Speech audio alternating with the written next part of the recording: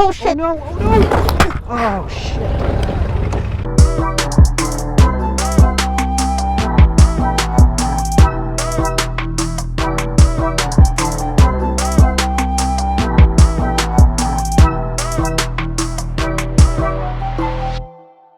Hey everybody, so we got a little bit different video today. It's not the most happy video in the world. It's a learning experience. It's a growing experience. Yeah, and let's try to be very what's the word I'm looking for? Encouraging. Encouraging in the comments. Be positive and encouraging to new writers, including me, please. Yeah.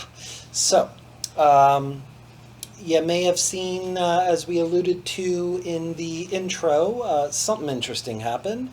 So we'll cut to the chase and we'll show you what happened. Oh shit! Oh no! Oh no! Oh shit! Ha! I dropped my bike. You okay? Yeah, All right. Is your leg stuck? tiny bit. Okay. Okay. Stand by. Yeah. I got it back. Put the stand down. I'm sorry you dropped your bike. It's okay. Okay.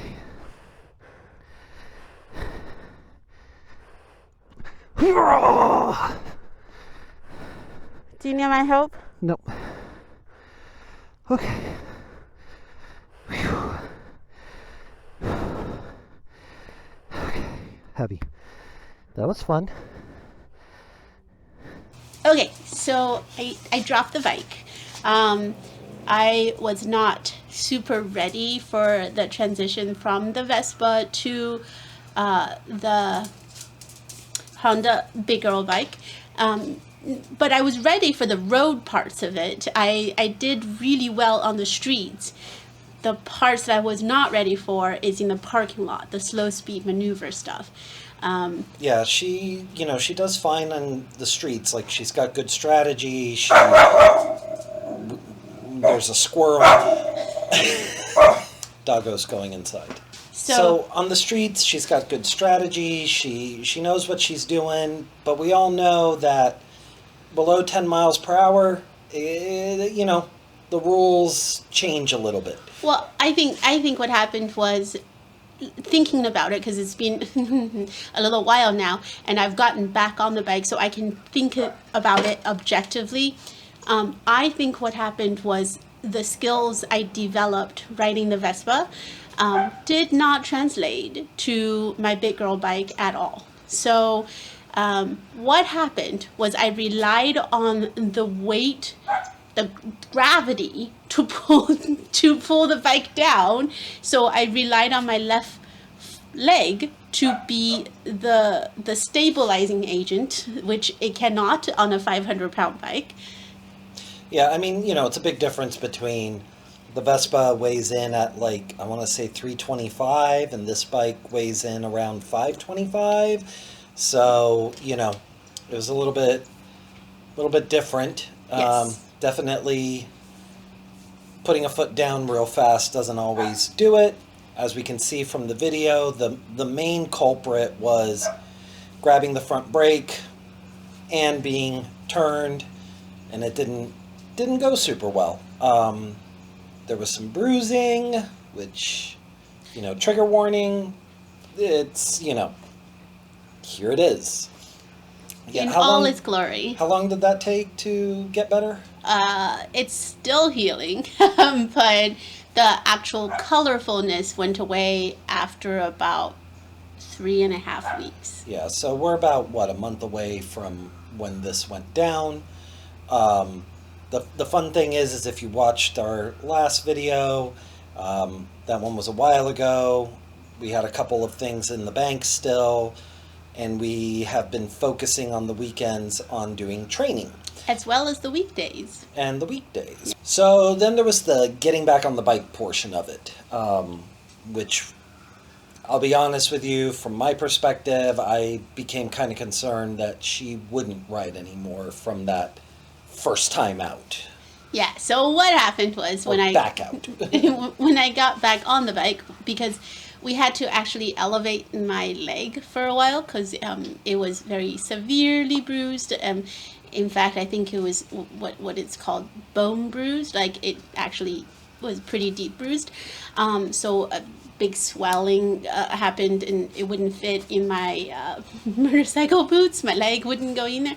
So we took like 2 to 3 days off, which was not the best idea, but it was necessary. So when I got back on the bike, what happened was I froze completely.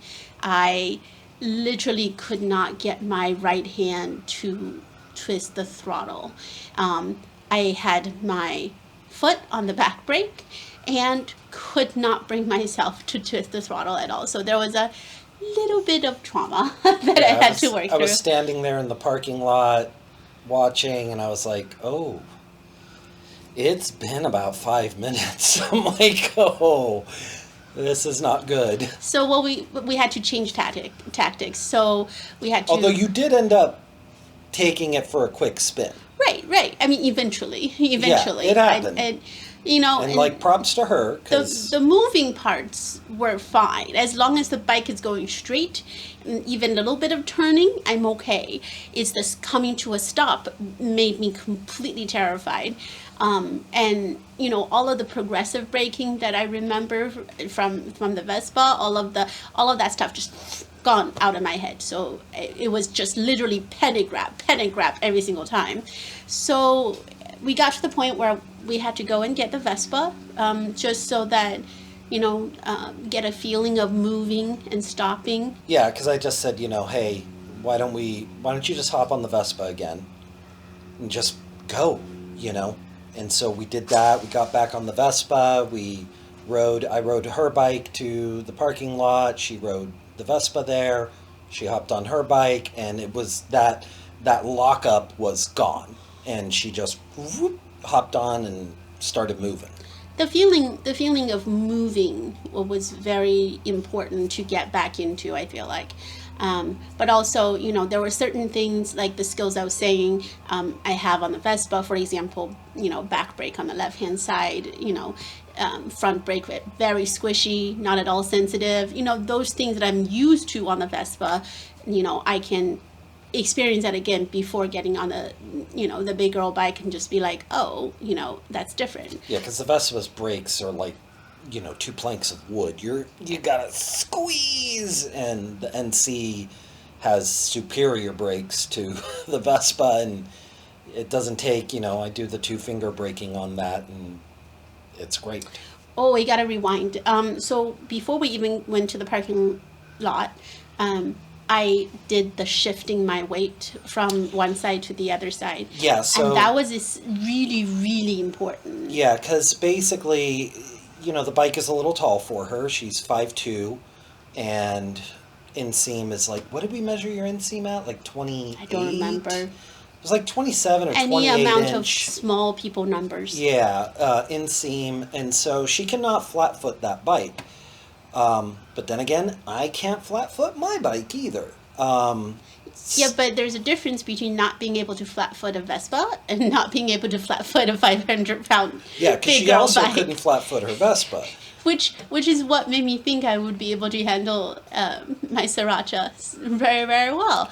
And it was good to have that confidence, but you still need to have the slow speed maneuver skills to go with the confidence. So what we did before going back out, the first thing we did was just in the garage, shifting so that it's 1 foot down on the left, and you slide your butt off the seat a little bit, and then do a quick shift over, get flat, 1 flat foot down on the right, and just practicing that over and over again. So before that practice, what I have been doing, because I did this on the Vespa, is I would tilt the bike over, allowing gravity to grab it, and then I used my leg as the propping up point. Now, that's not what you should do. You should shift your entire weight over so that you have flat foot on one side. I was tippy-toeing the whole entire time I rode it before then. So that's not great. Yeah, But so then the next stage was really just doing low speed maneuver training. And, you know, we did and are still doing a whole bunch of exercises. So we started off with just go forward, come to a stop. Over and over and over again. Just getting used to, okay, you know, come into that stop. Then the next thing we moved on to was, what was the next thing? Slow race. Oh yeah, next thing we moved on to was slow race. Which that was is a lot of fun. Yeah, it's a great way to just gain balance and feel out of balance and what to do during that time. You know, if you're a newer rider. And getting in control of your bike, because I think, you know, I didn't feel in control of Sriracha because she's so much more powerful and so much bigger than most Vespa. But doing the slow race really allowed me to think about how to control the bike and how the bike wants to stay upright. So what you're doing, you're just allowing the bike to stay upright, but you're controlling that, you know, the wobble, and you're controlling the When it's too much wobble, you just let off the brake a little bit and go. And that's the difference between a DCT and a non-DCT bike, because the DCT, you don't have the friction zone. You can't just like be riding that. You actually have to control the throttle and the brake, which it's nice, but also it's different when you're watching videos to try to figure out how to make this happen. And people are like, yeah, go in the friction zone, let out the clutch a little bit. And you're like... so I had to kind of ride her bike and figure out, okay, what is it that you need? And then give that piece of the instruction. Like, all those videos out there are great. And maybe really amazing. If you're interested, you know, in any kind of like what we're doing training wise with the DCT bike, let us know in the comments and we'll totally make a video about it, like tips and tricks for how to do low speed maneuver with DCT, because there's not a lot of content out there about that. There is for like the touring bikes and like the African the Twin and the Goldwing. I don't think there is for like street rider, like daily commuters, I think. Yeah. Yeah. But anywho, besides that, so the next thing that we ended up doing was after slow speed, we kind of did turn into a parking space, come to a stop. Turn into a parking space, come to a spot, just so she could do that turning and then getting used to straightening out before coming to a stop, because you know, that's kind of makes life easier when you're coming to a stop. Yeah. And we of course you can stop at a full lock, but you gotta be really gentle with the brakes. But for that entire session, we really stressed not grabbing the front brake. So at this point, because I'm freaking out and, you know, using, a quick grab, we just mostly focused on using the back brake, because I don't have back brake muscle. Like, there's no back brake she had muscle. No muscle memory for using her foot to brake.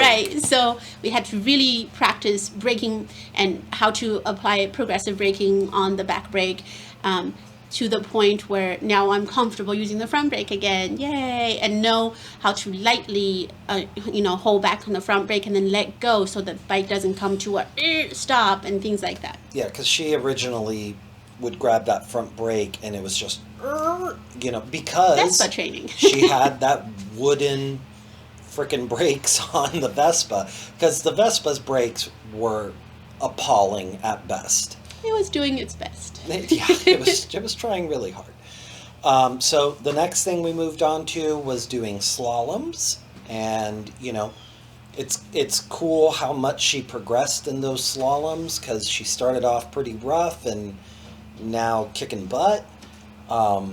She learned about a cool little trick, if you want to explain it. Yeah, I mean, there's going to be a video clip of this, I'm sure.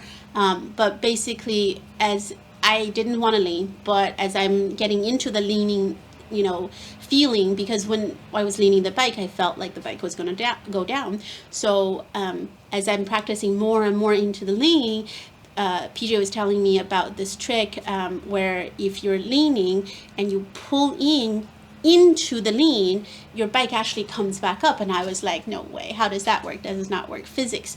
So when we were in the parking lot and doing the slalom, as I'm turning right, I actually pull the handlebar very slightly into the right, and the bike went like stand back up. Here we go. Pull. I love that little trick thing. I know it's not a trick, but it feels like a trick. It's like, pull on the handlebar, you straighten up. And I was like, that's good to know. So Yeah, so she got way, way better at the slalom. We actually went out today. The footage you're seeing is, from, I think, last weekend. This weekend, she was killing it. Like, I had to keep offsetting the cones further and further because she was just, like, killing it. So it was like, yeah, let me make this a little harder. And then we moved on to doing from a dead stop, a quick right turn. Which I'm doing okay on the right turn, okay, yeah. But the left turn, ho, ho, ho, ho. Yeah, left turn's still a little rough, but you know what? She's accustomed to doing sweeping left turns. Wider left turn. If you're in England, it would be the equivalent of a sweeping right turn. A couple of countries that do that. Yeah. But England is the most common one you think of. I think Japan does that too. Sure, why not? Yeah. Anywho, so she's real good at doing the tight right turn, tight left turn not so much, but we're working on it because when you're in a parking lot, those normal rules kind of don't apply, and she's great on the street. It's just the parking lot stuff that's a little bit of a challenge, but I would say tons of progress. We're going to keep working on it. Again, if you want to see videos about that, let us know in the comments. We're happy to make them. The cool thing is, I know when I started riding my bike, it felt heavy to start. And now it feels like a bicycle to me, Like, how are you feeling about your weight now? She's light now. She's not. Of course, she's not light. She's not light when she's not moving. Yeah. But yeah, when I'm pulling it out of the garage, it sure ain't light. No, but the thing about it is, before, there's a couple of things, and I think these are things that I should have practiced, but didn't really think about. I was just so excited to get on her and so excited to get going.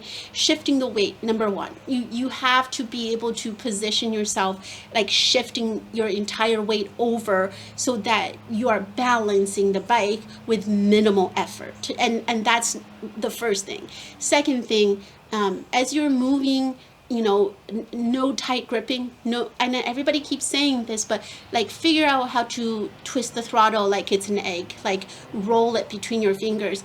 Second thing, because then it's less, fully arm restricted, things like that, and you feel lighter on the bike. And then as I'm allowing the bike to lean, and coming back up, it just feels lighter. And I know this is hindsight because I should have practiced all of these things before I got, on the street. Yeah. But it's a learning experience, and it's a growing experience. And I hope, somebody that's excited about their DCT bike, watch this video and really take that DCT bike to a parking lot and really just practice. Really take any new bike you got, especially if the weight is significantly different from what you've been riding. And the power difference is huge too. Well, yeah, from 18 horses to what is the NC 750? I think it's I don't know. It's definitely over 60. So I think it's just, you need to get that practicing, and I think this was an experience so that I can become more committed to practicing the parking lot, because it's a lot more fun being able to get on your bike and ride down to, the next place that you're gonna have a picnic or whatever. But in order for you to be safe on that bike and feel in control of that bike, you have to put your time in the parking lot. So I think that's my biggest takeaway from that. Yeah, parking lot time is good. I personally, I kind of feel like being able to do tight maneuvers in a parking lot is way more badass than being able to do 160 on, the highway. I just think it's cool. It's look at those cop competitions where they're doing all those crazy cone things. Well, 160 on the freeway, like you're not doing anything. No, you're really not. You're just That bike- sitting that there. bike- If you jump off the bike at that point, the bike would just Yeah. keep going In for Soviet yeah. Russia, bike rides you. No. So yes, I agree. But yeah, so that's kind of what that was, and thank you for watching. And If we missed anything, if you have any questions, feel free to comment. Let us know. yep, We'd be more than happy to either answer in the comments or make another video for. yeah, we're always down to make videos. So if there's something you want to see, let us know. I'd make it. I do that. Okay. Bye. Bye.